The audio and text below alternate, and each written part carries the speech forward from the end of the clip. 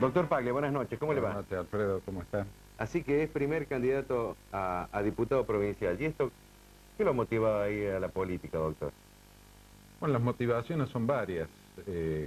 Fundamentalmente, creo que a la democracia hay que prestarle un servicio y ese servicio se lo podemos prestar a través de los distintos poderes del Estado, tratando de encontrar mecanismos de expresión en donde se pueda llegar a un debate de ideas con altura, con divergencias, pero con respeto, y precisamente a partir de ese debate encontrar una síntesis que le sirva a la gente, que está demandando desde la reinstauración de la democracia, precisamente una situación de este tipo. Esa quizás sea la principal motivación y por eso hemos emprendido este camino luego de haber tenido una experiencia en la actividad pública, pero fundamentalmente Ejecutivo. desde el Ejecutivo. Sé que está hablando del Ejecutivo. ¿Qué pasa con el crédito del BID respecto del cambio de orientación para comprar unidades de transporte urbano de pasajeros? ¿Se está gestionando? Bueno, ese crédito en su momento tuvo un redireccionamiento que fue aprobado por el Consejo Deliberante y dentro de ese redireccionamiento hay un capítulo destinado a la compra de vehículos para el transporte automotor, situación que fue bien vista por el BID y que está en etapa de estudio y resolución. Desconozco cuál es el desenlace definitivo De todas de este formas, el tramo crédito es del hacia la préstamo. municipalidad. El ¿Y la crédito municipalidad es cómo hacia lo la iba a municipalidad. orientar para evitar el costo social, diremos así? No, indudablemente que el transporte, y si bien esto es un tema que deberían debatirlo los candidatos a intendente, yo lo que le puedo decir es uno de los problemas que sufre a diario el usuario y que hay que encontrar mecanismos que permitan superar esta situación y la situación se va a superar en tanto y en cuanto haya unidades de transporte. Es cierto lo que usted dice, hay que ser muy cuidadosos en los mecanismos para que este sea un proceso beneficioso y que tenga un final exitoso y que no se transforme en un costo para el usuario. Creo que el control que establece el Programa de Naciones Unidas sobre todos los tramos de este programa de financiamiento dan sobradas garantías para que los fondos sean aplicados correctamente y administrados correctamente. Doctor, se dijo de que había una corrupción estructural en la República Argentina producto de que había un Estado enorme, elefantiásico, protector y cuasi dictatorial, cosa que era cierto, ¿no? Se privatizaron todos los servicios y hay más corrupción que antes, y más deuda que antes.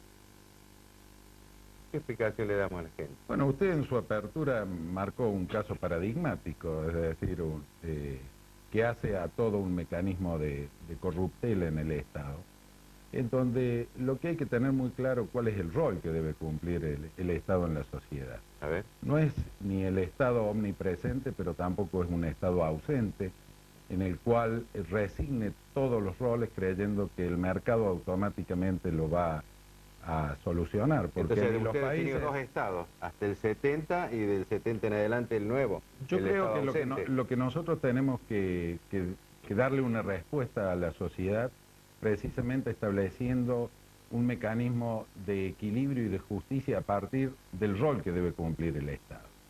El Estado no puede estar ausente en aquellos sectores, primero de mayor necesidad social, pero tampoco puede estar ausente en aquellos sectores que puedan promover precisamente la actividad económica, porque promover la actividad económica no es un pecado, sino que es establecer mecanismos y reglas de juego transparentes, de aplicación automática, que no den lugar a estas situaciones de corrupción, pero que permitan generar empleo y atraer inversiones. Le doy un ejemplo concreto que creo que Córdoba no se ha planteado y que hay que hacerlo con mucha fuerza, y para un sector en particular.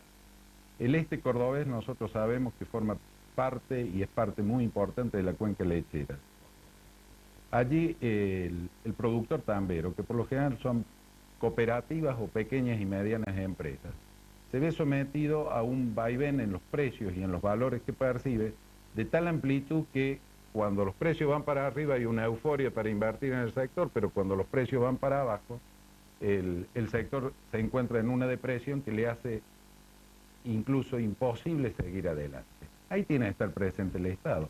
Es mucho más útil el Estado, a lo mejor asumiendo posturas muy concretas, como puede ser un stock de intervención frente a esas situaciones, y a lo mejor gastando 100 millones de pesos anuales en agencias, claro, que terminan a lo mejor dando subsidios por 1,5 millones.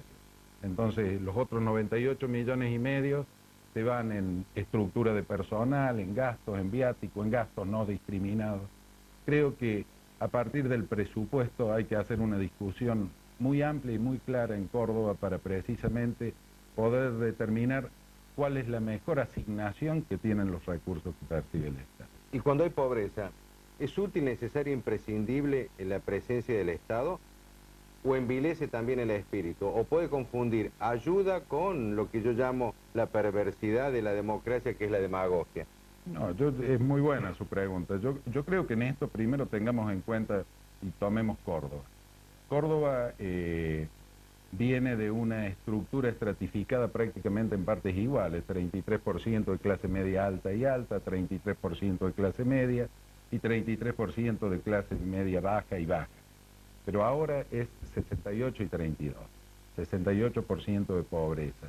Esto hace que el Estado debe intervenir. Pero el Estado debe intervenir con un criterio reparador por un lado, pero con un criterio de creación de oportunidades. Si nosotros creemos que el Estado simplemente va a subsidiar la situación y no va a robustecer la cultura del trabajo, el futuro como sociedad es una sociedad empobrecida, una sociedad en donde el ciudadano es rehén a la dádiva política o al reparto que pueda hacer el puntero de turno. He visto que dice el titular de aduanas, dice que es un fenómeno camino de la corrupción la aduana argentina. Está hecho, la ley de aduana está hecho por contrabandistas, fue categórico, doctor. Yo no sé. Se había comprado el sistema, pues dice que el sistema informático es malo, no se habían comprado el sistema de las Marías, ¿se acuerda? En el tiempo de... Mire, yo creo que los instrumentos técnicos y jurídicos no son en esencia buenos o malos per se, sino cómo se aplican y cómo se utilizan. Como los seres humanos. Es decir, que indudablemente que el factor de ejecución y el factor de control son los que tienen que estar presentes. No podemos decir nosotros tal instrumento técnico es bueno o malo porque intrínsecamente es malo, depende de cómo se lo use y si hay ausencia de control o se mira para otro lado. ¿Puede ser que haya 700, 800 millones de evasión en las cerealeras argentinas? Entre las grandes, Cargill y el resto más pequeño que ocupa el 30-40% del mercado. Sí, acá hay dos figuras que se están dando en un sistema tributario que realmente merece una reforma muy profunda. En los últimos años hemos venido de parche en parche en el sistema tributario argentino y ni qué hablar en la administración tributaria, es decir, en el mecanismo que usa el Estado para recaudar y combatir la evasión.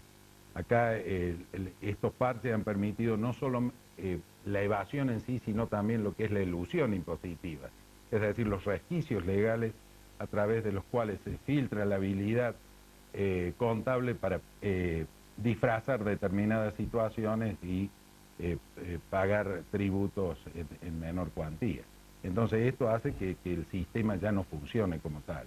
Y esa es una de las asignaturas pendientes y que creo que en el Congreso de la Nación se debe un debate muy profundo.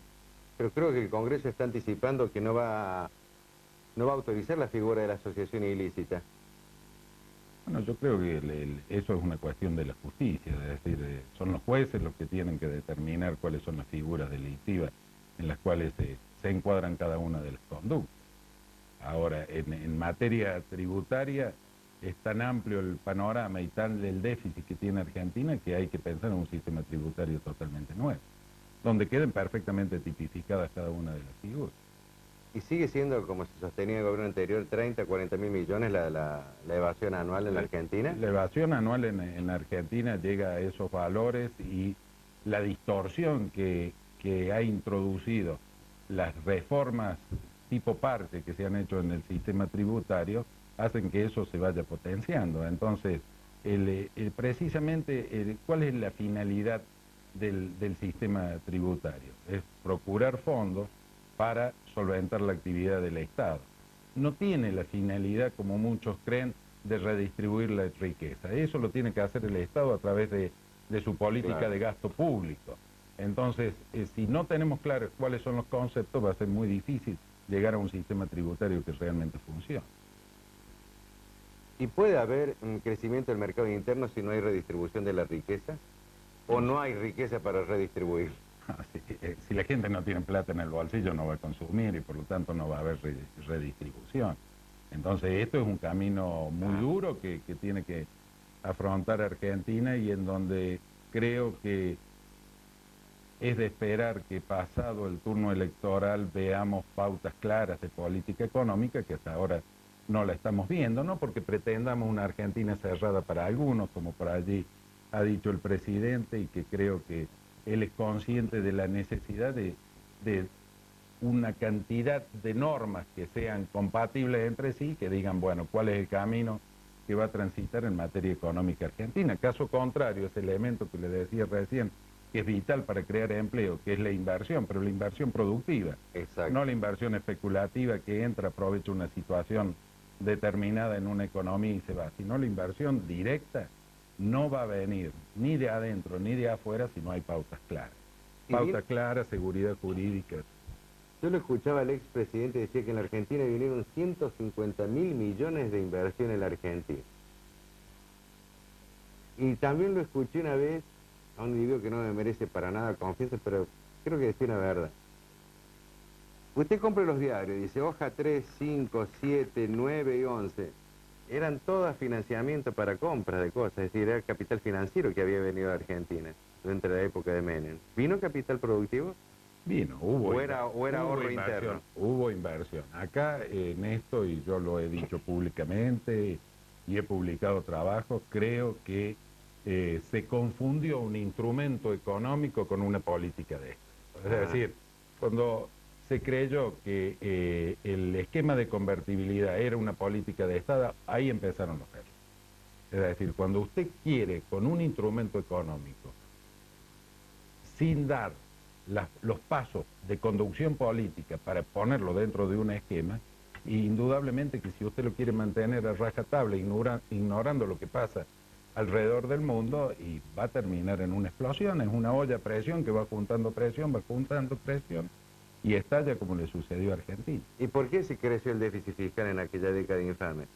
Con el propósito de suministrar dinero para que los factores, ¿cómo le puedo decir? El gremialismo, los partidos, no produjeran una evolución, un estado deliberativo en la sociedad, fue mucha plata en corrupción, en definitiva, para evitar que la gente se diera cuenta que estábamos transfiriendo los recursos naturales a las potencias internacionales. Mire, Alfredo, para ver las causas del déficit fiscal que tuvo Argentina en los últimos años, hay que analizar en cada uno de los periodos qué es lo que ha pasado, pero fundamentalmente acá ha habido cuestiones de un endeudamiento permanente y creciente, en donde se creía que permanentemente los capitales del exterior iban a financiar la falta de conciencia dentro de la administración del Estado, pero también hubo cuestiones políticas, es decir, no olvidemos el fondo del conurbano bonaerense, en el cual Córdoba creo que debe hacer un planteo muy serio, porque ha tenido una discriminación frente a Rosario y Santa Fe, cuando usted compara los niveles de pobreza y de mayor asistencia hospitalaria, de salud y de educación y alimentaria que ha tenido que dar Córdoba a partir de la caída en el nivel de ingreso de la población, es muy similar a Santa Fe y Rosario, y Santa Fe y Rosario están recibiendo fondos que Córdoba no los recibe. Entonces, acá hay varias cuestiones que han llevado precisamente a esta crisis. Crisis económica, pero crisis sistémica al fin. Es decir, la crisis abarcó a todos los sectores y creo que es la política, y por eso uno acepta este tipo de desafío, la que debe... Yo no hablaría de cambiar, de la nueva política, vieja política, porque por ahí nos confundimos. La nueva política pareciera que puede ser para la foto, sino precisamente para alentar el debate, para alentar el cambio de ideas, para tratar de despojar de egoísmos que en definitiva ponen en peligro no la suerte o el destino de un dirigente político, sino de un sistema que creo que la busquemos por donde la busquemos, la democracia es el mejor sistema en el cual puede vivir un Quiero país. ver si lo entendí. Además de ser un instrumento de la convertibilidad, fue un sistema de transferencia de riqueza de los sectores populares a los poderosos en la concentración de riqueza. Bueno, los resultados están a la vista, es decir, no podemos negar la pobreza en la Argentina, ni tampoco podemos decir que la pobreza es un fenómeno de los últimos años. Es decir, son una serie de políticas económicas que han sido equivocadas, que han estado equivocadas, y que a lo mejor caprichosamente por allí se han tratado de mantener, tratando de, no sé, suplir o atender el halago personal de alguien que creyó que encontró una herramienta mágica para solucionar los problemas. ¿Pero son errores argentinos. o son planes sistemáticos? Mire lo que pasó con las jubilaciones. 40.000 millones le cedimos los sectores de los amigos del poder, y esos 40.000 millones que eran del Estado se los pasamos a los amigos del poder y ellos nos prestaban al 30% después. Sí, pero después fue el propio Estado el que se apoderó de la liquidez que tenían los fondos de jubilación, que es un problema que a ¿Y futuro, no viola la ley, Caballo, ahí? A futuro, bueno, pero eso pregúnteselo a la justicia y tendrán Pero que viola dar. la ley porque tenían el 30% únicamente para prestar el Estado y llegaron a prestar el 50% por exacción. Llegaron a tener por ley el 50%, ¿Sí? Pero lo más grave acá estuvo en dos aspectos. A partir del corralito, la apropiación de la liquidez que tenían las FJP. Y después el problema que se está discutiendo en estos días, que fue la sustitución compulsiva de los bonos que tenían las FJP por el crédito garantizado. Que ahora se está discutiendo si eso va a entrar en un esquema de reestructuración o no. Mientras todo esto se discute, el tiempo pasa y el sistema por ahora no presenta situaciones conflictivas porque hay muy pocos que se están jubilando por el sistema, pero esto va acumulando y en el corto plazo, 4 o 5 años, nos vamos a encontrar con que cuál va a ser la respuesta que le vamos a dar a nuestros jubilados. Y yo me pongo a pensar, algunos sectores pretenden privatizar el Banco Nación, son 200 millones de Yoma, 500 millones de Soldat, 300 millones del amigo Macri, Siderco tiene otros 150 millones, así tampoco podemos evolucionar, doctor, porque siempre el Estado termina subsidiando a los sectores poderosos que no invierten, que sacan el dinero afuera. Porque no fueron los trabajadores de Sanatorio Mayo que sacaron el dinero afuera, fueron los grandes capitales, como el caso de María Julia, que lo benefició en 45 millones de dólares al grupo Pérez Compán. ¿Cómo corregimos eso? ¿Judicialmente, políticamente o culturalmente? Yo creo que un país debe tener una conducción política y debe haber un consenso y una visión compartida del país. Es decir, usted no puede poner en marcha a un país y levantarlo, ponerlo de pie, si no hay una visión compartida. El esfuerzo, la visión compartida es esfuerzo compartido. Entonces, las cuestiones que tiene que analizar la justicia, las tendrá que analizar la justicia con total objetividad. Y las cuestiones que tienen que ponerse dentro del marco de el proyecto político del país, tienen que estar dentro de ese marco. Y esto es importante, y se lo digo como economista. Creo que la política está por encima de la economía. O sea, la economía debe ser un instrumento... El último político que dijo eso fue don Arturo Illia. Un instrumento, y bueno, estoy repitiendo palabras del doctor Illia, realmente cierto, es un orgullo, pero yo le digo lo siguiente, si nosotros tenemos claro esto, muchos problemas con sacrificio, con esfuerzo, van a empezar a solucionar. ¿Y por qué hablamos de los políticos y no hablamos de los jueces? El 2% de todas las causas del país terminan en juicio. Intangibilidad salarial, inamovibilidad de los jueces. ¿Qué pasa ahí? Mire lo que pasa con este juez. Después de 15 años, cuando hay un presidente fuerte, le van y la detienen a la chica esta, María Julia. No son las cuestiones, por eso yo le digo... ¿O son ¿Es independiente por el judicial o es de San Lorenzo? No es una cuestión futbolística, creo que es una cuestión mucho más profunda, pero... Qué grave, yo creo por eso cuando le decía recién de que Argentina atraviesa una crisis en todos sus sistemas, y las crisis son oportunidades para corregir los desvíos en todos los aspectos y en todos los sectores. Entonces el Estado, que tiene 3 poderes, debe también procurar los mecanismos para que precisamente se perfeccionen. Un placer que nos haya nuevamente distinguido, pero fundamentalmente que nos haya enseñado. Bueno, gracias. Un abrazo, suerte en la carrera política.